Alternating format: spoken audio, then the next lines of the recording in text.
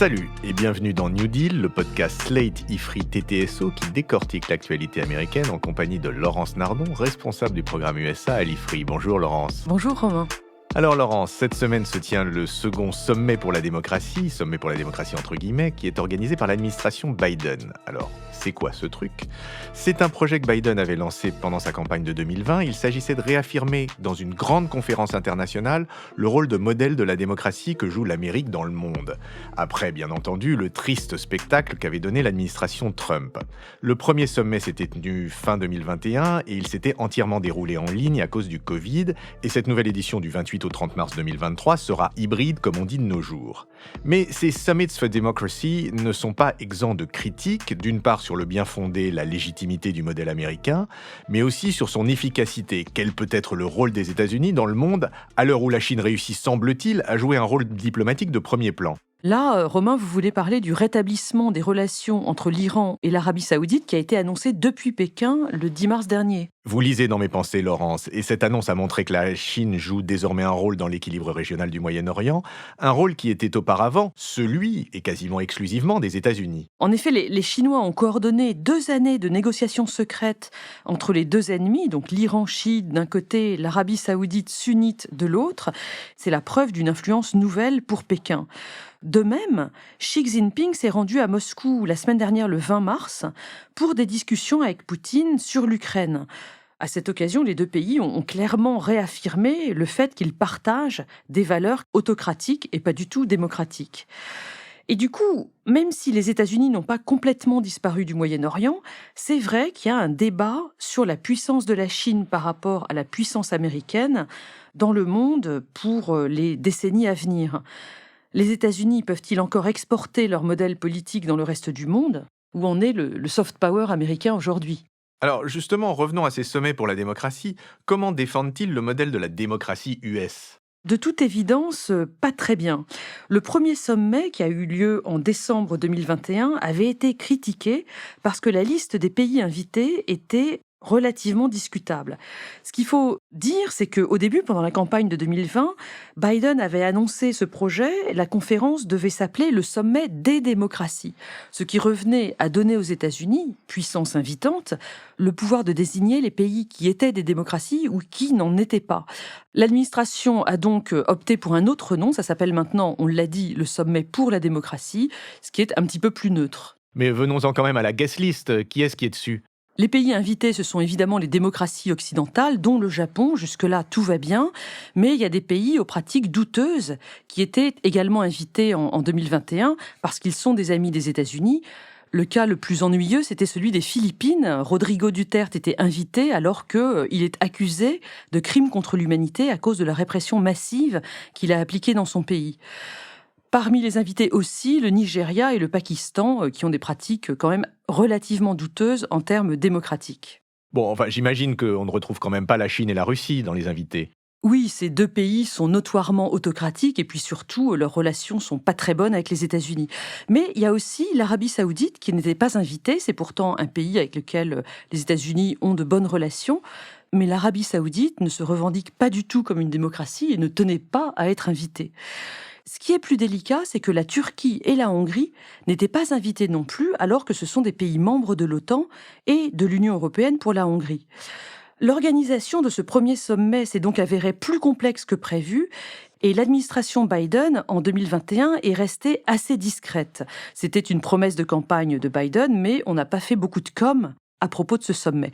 C'était d'autant plus facile que, vous l'avez dit, il s'est déroulé virtuellement. Bon, et alors, en 2023, cette semaine, ça va changer ? On en fait un grand truc ? Cette semaine, donc, 28, 29, 30 mars, le sommet numéro 2 se déroule. C'est un événement hybride sur 3 jours.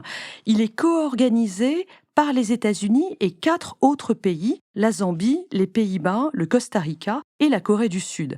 Alors, ça part un peu dans tous les sens. Il y a une première journée qui se déroule à Washington avec des événements un petit peu partout, notamment un à Georgetown University.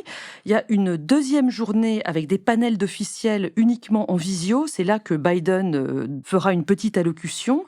Et puis, la troisième journée, c'est en présentiel dans chacun des pays. participent beaucoup d'officiels. Côté américain, c'est Anthony Blinken, le secrétaire d'État, qui est à la manœuvre. C'est normal, c'est le département d'État qui mène les opérations. Mais on voit aussi la société civile avec le secteur privé et plein d'ONG, des militants, etc. Il y a des événements avec plein de sessions parallèles, des interventions spotlight d'acteurs de la société civile, des événements additionnels à la sortie. Vous pouvez regarder le programme en ligne pour vous rendre compte de la diversité des formats qui sont proposés. C'est vraiment l'illustration du fait que ces nouveaux grands événements internationaux essayent de se réinventer. D'accord, mais si on revient sur les pays invités, vous disiez que ça avait été un problème en 2021. Cette année, est-ce qu'il y a eu des drames diplomatiques? Alors non, la liste est restée à peu près la même. Il y a des nouveaux pays invités, comme par exemple le Liechtenstein, qui a dû être oublié tout simplement en 2021, un peu comme l'a fée dans La Belle au bois dormant. Mais la Turquie et la Hongrie n'étaient toujours pas invitées cette année, ce qui va les vexer à nouveau. C'est d'ailleurs parce que la Hongrie n'est pas contente que l'Union européenne n'a pas pu s'associer de manière plus importante à l'événement, que ce soit en 2021 ou en 2023. Mais au final, je suis relativement surprise parce que dans la presse américaine, personne ne parle de cette conférence cette semaine. Il y a très peu de com apparemment. Alors, soit il y a un travail de fond pour la démocratie qui se fait dans la discrétion depuis 2021 jusqu'à aujourd'hui, soit cette conférence n'est finalement pas si importante que ça pour l'administration Biden. Un signe qui semble quand même assez révélateur, c'est qu'apparemment, il n'y aura pas de troisième conférence. C'est un cycle avec juste ces deux-là. On verra bien ce que l'histoire retient ou ne retiendra pas de ces conférences, mais en revanche, il y a quelque chose de fondamental qui est en jeu ici, qui est le soft power américain. Où en est-on de cet instrument fondamental de l'influence américaine sur le monde? Oui, le soft power, donc c'est ce concept défini par Joseph Nye, qui est un géopoliticien américain en 1990. Ce qu'il faut rappeler pour vous répondre, Romain, c'est qu'il y a deux éléments principaux dans le soft power. Il y a d'un côté l'influence culturelle, donc c'est la musique, les films, les séries, etc. Et alors pour ça, je pense que les États-Unis sont toujours absolument dominants dans le monde. Mais l'autre élément du soft power, c'est la puissance de séduction du modèle politique d'un pays. Et là, évidemment, l'attractivité du système américain, des institutions démocratiques américaines, on voit qu'il y a un problème. Vous avez parlé de l'image déplorable que Trump avait donnée de la démocratie américaine avec l'assaut contre le Capitole, mais il faut parler aussi de la tentative désastreuse de changement de régime en Irak, menée par les États-Unis à partir de 2003. On a d'ailleurs commémoré les 20 ans de cette guerre il y a quelques jours. On voit bien que l'influence du modèle politique américain est très abîmée. Mais alors pour rester sur ce plan de l'attractivité démocratique américaine, est-ce qu'on a une mesure objective de l'état de la démocratie aux États-Unis? Eh bien, pour ça, je vous propose d'utiliser le Democracy Index. C'est un travail de fond qui est réalisé par l'unité de recherche de The Economist, cet hebdomadaire anglais de référence. Depuis 2006, The Economist Intelligence Unit réalise une évaluation annuelle du niveau de démocratie dans tous les pays du monde. Ils utilisent pour ça 5 critères: le pluralisme et le processus électoral, le fonctionnement du gouvernement, la participation politique, la culture politique et enfin le respect des libertés civiles dans le pays. Ils établissent une note pour chaque pays qui va de 0 à 10 et dans ces notes, on voit apparaître 4 types de régimes différents. Dans le haut du classement, il y a les démocraties complètes, ensuite il y a les démocraties incomplètes, en dessous les régimes hybrides et dans la queue du classement, les régimes autoritaires. Eh bien, depuis 2016, suivant ce classement, les États-Unis restent une démocratie incomplète. Les raisons, ce sont les suivantes, on les connaît. La culture politique américaine est beaucoup trop polarisée, le gouvernement est dans un blocage permanent au Congrès, et puis enfin, les libertés civiques sont menacées par la Cour suprême. En 2022, on a quand même eu l'abrogation de la garantie fédérale du droit à l'avortement.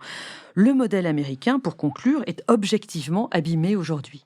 Bon, alors ça c'est pour le niveau de la démocratie aux US, mais qu'en est-il pour le reste du monde? En 2022, le score total sur l'échelle de la démocratie dans le monde, il reste le même.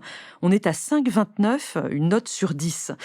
Si on lit le rapport du Democracy Index 2022, on voit que les auteurs sont déçus parce que, alors même que la plupart des pays occidentaux, dont la France, ont levé les restrictions de liberté individuelle liées au Covid, la France est donc redevenue une démocratie complète cette année, on aurait pu penser que le score total serait bien meilleur qu'en 2020 et en 2021. Or, il reste le même. C'est à cause des dégradations assez fortes en Russie, qui a donc lancé son invasion de l'Ukraine en février dernier, mais aussi en Iran avec les manifestations, ou encore en Haïti, où le gouvernement n'existe quasiment plus à l'heure actuelle. On voit bien que la démocratie est attaquée et de nombreux rapports, celui de The Economist mais de Freedom House, de nombreux rapports dans le monde en témoignent. Ce que je voudrais savoir, c'est est-ce que vous avez l'impression que l'influence démocratisante, entre guillemets, des États-Unis est devenue inopérante ou affaiblie? La question que vous me posez, Romain, c'est de savoir si un pays imparfait, comme les États-Unis aujourd'hui, peut rester un modèle pour le reste du monde.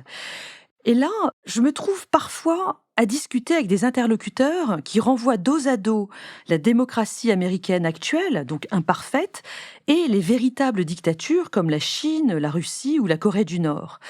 Ces interlocuteurs, ils me citent Trump, ils citent les violences policières liées à un racisme systémique aux États-Unis, les massacres très fréquents à cause du port d'armes trop souple, il y en a encore eu un ces derniers jours dans une école, sans parler des inégalités sociales ou des interventions militaires à l'étranger.